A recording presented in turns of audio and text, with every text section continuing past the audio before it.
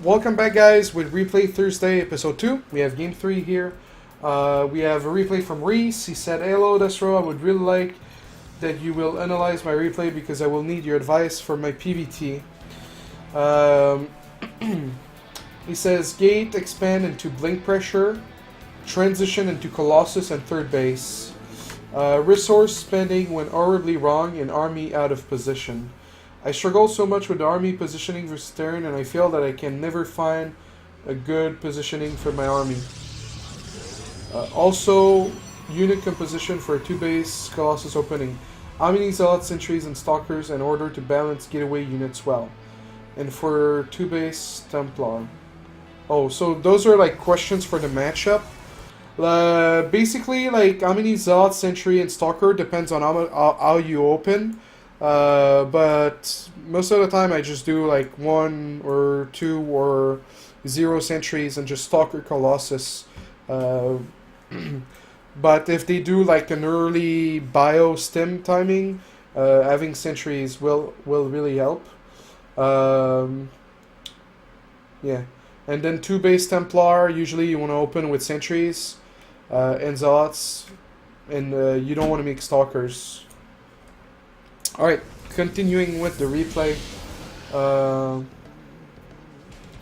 I mean, the army positioning versus Terran also is just like if you have an observer over here, like outside of like where they can attack you, and then later you move it on here, and then you have an observer for their base and their third, and then try to follow their army with that observer. It really helps. It really helps. Okay, so chrono boost 3 times. The probes. You're supposed to chrono boost like 4 times the probes versus turn. So that chrono boost was a little bit late. So you're scouting, but you didn't click on the gas. So we'll make sure to look at it so you can remember it. You come in, but you don't click on the gas. So you know it could be gas first or whatever, and you wouldn't really know. So chrono one more time. One more time. One more time. Okay, so if this guy were to send in a CV and block your expand with the engineering bay, your Zealot wasn't started at all. So you'd be really behind. And also, just floating the chrono boost. Well, missing on 1 chrono boost because the second one's going to be used for the Mothership Core. It's not the best. Alright. So did he kill oh, he didn't kill anything. So that's good of you. He didn't kill anything. So you said in this game you went blink pressure into Colossus and a third. So you've got the Twilight. Positioning of your base, usually the Twilight you want it here, here, there. This is a little bit too like far forward. If they were to drop or something. Yeah.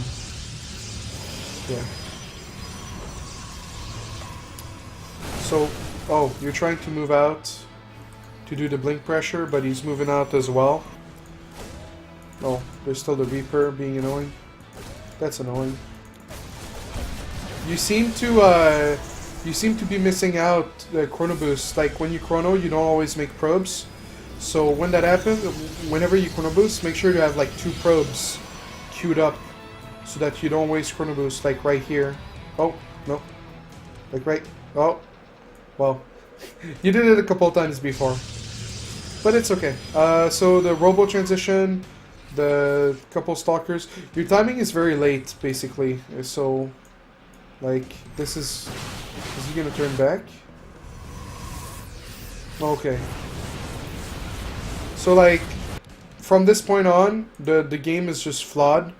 Like, you shouldn't win. So your timing was just really delayed. And you didn't see him. Which, I guess, because he did like 2 racks and 2 medevacs. But there's no way for you to know because you open blink. But when you have blink like that, when you had like 6 stalkers, you should chase his army. So like if we go back to like right here, if you Wait, are you gonna see the quick factory? So you saw the quick factory. Like, a factory will usually go down at like 7:30.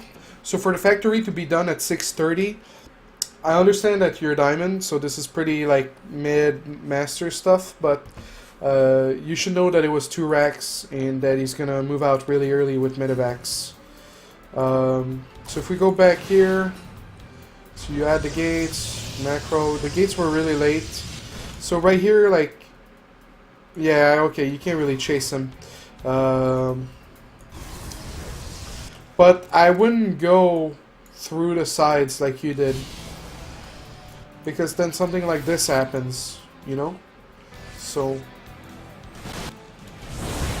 let's see how it turns out. You're just gonna lose like everything.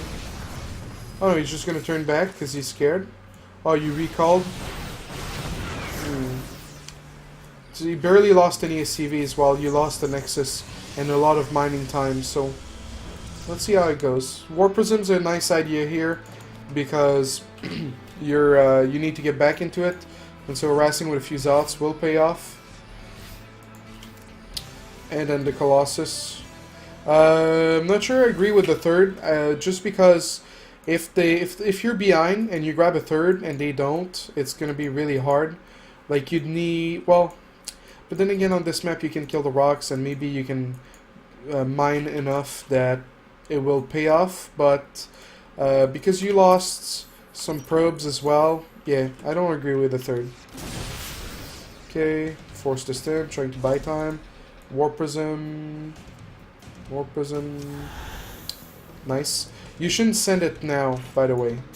Like, if you send it now, while he's not out on the map, he's just chilling at home, it's really easy for him to defend.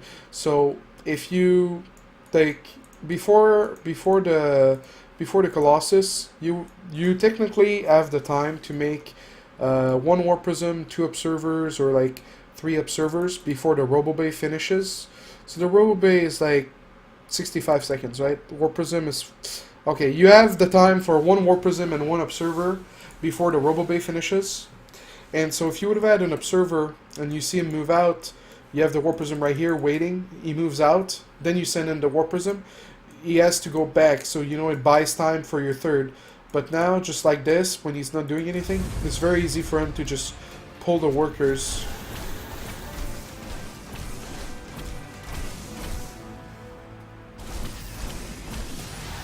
So you pull back, so you're still buying a little bit of time, but also you have no forges, right? So this guy, double eBays, and he's going to be on 1-1 pretty soon. You forget the armory, but... okay, so you're going Forge and Temple Archive. Oh, man. This game, you could like summarize this game by just... You guys missed each other, and it's always worse for you. Warping Zots and Recall. If you would have warped in like a line of Zealot and then recalled right away, you might have lost the Colossus, but...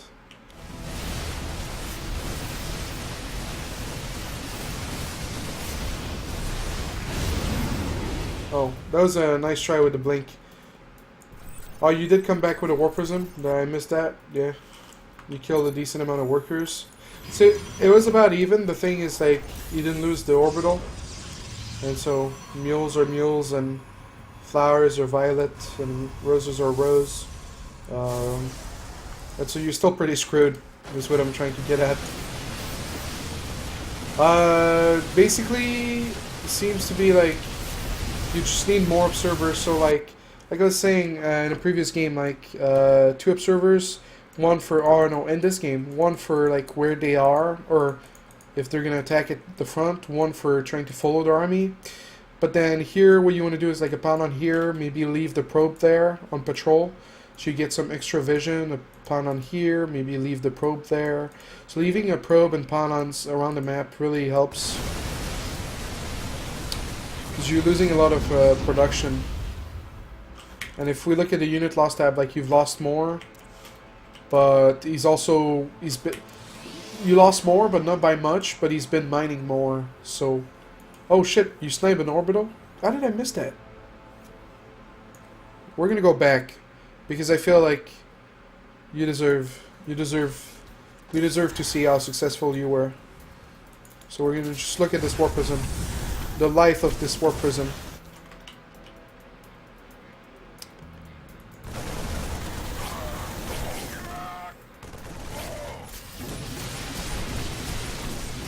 What? Oh. That's why you can warp in when I said you should warp in. My bad. With the minivac ceiling on top.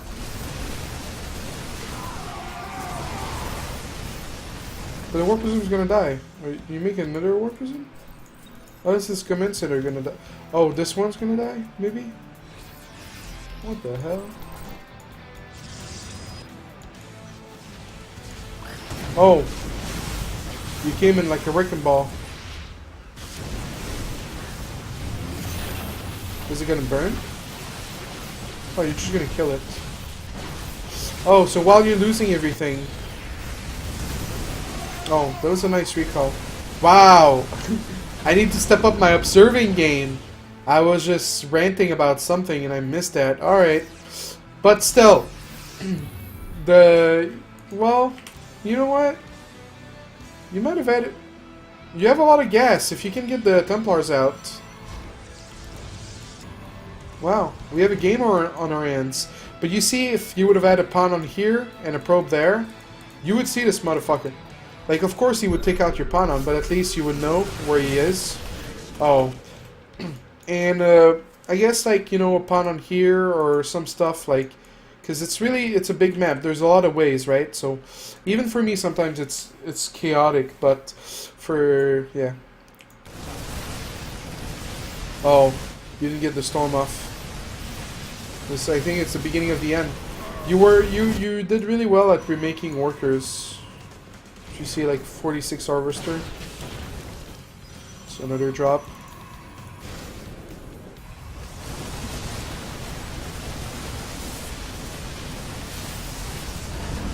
Oh, you didn't get the cancel off. Also, you were saying army out of position. That's what you said. Like, I struggle with army out of position. One Templar at each base, sort of. Like, you don't really need Templars here because you'll have Templars for your army. So you have like 2 Templars for your army, and then 1 Templar in the main, and then 1 Templar in the natural. And that way, when they come to drop, it really helps because he's playing yo-yo with you at no cost because you have nothing to fight back. And the thing that you would need to fight back would be those storms. So yeah, at this point he's building a 4th and he's got orbitals and you're on 1 base. So you let it slip. Those were nice force fields. You let it slip, not by much, but... Oh, very nice storm. But again, well... This guy never made the armory, but you also... Your forge was very late. If you would have had better upgrades, maybe, but... Oh, sorry. Also, let's take a look at your hotkey. So you have everything on 3, and then the Templars on 2. Okay. And then the Mothership Core on 4. And then I assume the Robo was on 5. We'll go and look back in a second.